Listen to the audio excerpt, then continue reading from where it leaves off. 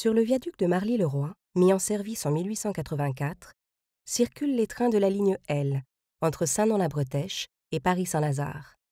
Du fait de son âge, le tablier métallique de 250 mètres doit être remplacé. Ce chantier de grande ampleur en milieu urbanisé se déroule en minimisant les coupures de circulation des trains. Des fondations sur pieux sont réalisées autour des appuis du viaduc. Indépendantes des fondations de l'ouvrage actuel, elles porteront les structures temporaires destinées à recevoir les deux tabliers dans leur position transitoire.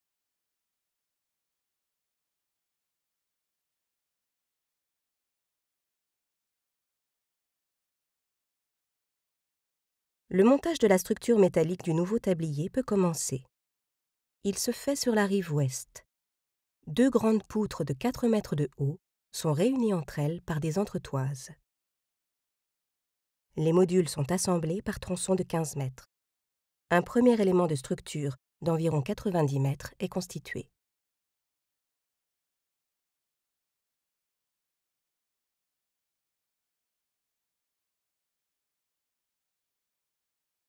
Équipé d'un avant-bec indispensable à son ajustement, le tablier est poussé sur les appuis provisoires.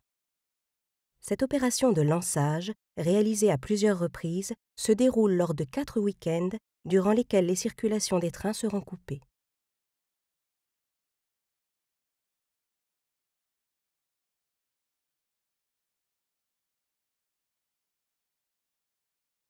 Des éléments préfabriqués puis une dalle béton sont alors associés à la structure métallique pour former le tablier final, garde-corps et système d'évacuation des eaux de pluie compris.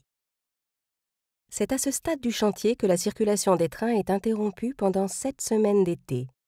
Que va-t-il se passer pendant cette interruption? La première semaine, les caténaires et les rails sont retirés pour permettre le ripage. L'ancien tablier est soulevé par des vérins, puis déplacé sur le côté, une manœuvre assurée depuis un poste de commande synchronisé. À raison de 1 mètre par heure, il faut environ 9 heures pour réaliser l'opération. Son retrait définitif peut déjà commencer. On peut alors préparer et consolider les 6 têtes d'appui qui porteront le nouveau tablier. Une fois cette opération réalisée, de la même façon que pour le ripage de l'ancien, le nouveau tablier est mis en place sur les appuis qui auront été préalablement renforcés et nettoyés.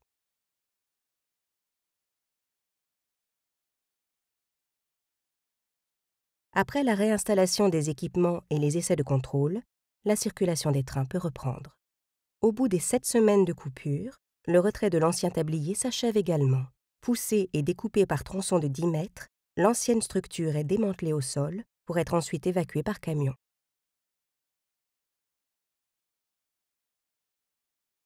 Le retrait des installations et des emprises de chantier marque la fin des travaux de renouvellement du tablier, 2 ans environ après leur démarrage.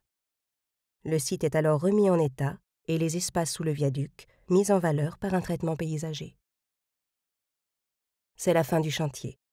La ligne L a repris sa cadence depuis près de 9 mois déjà.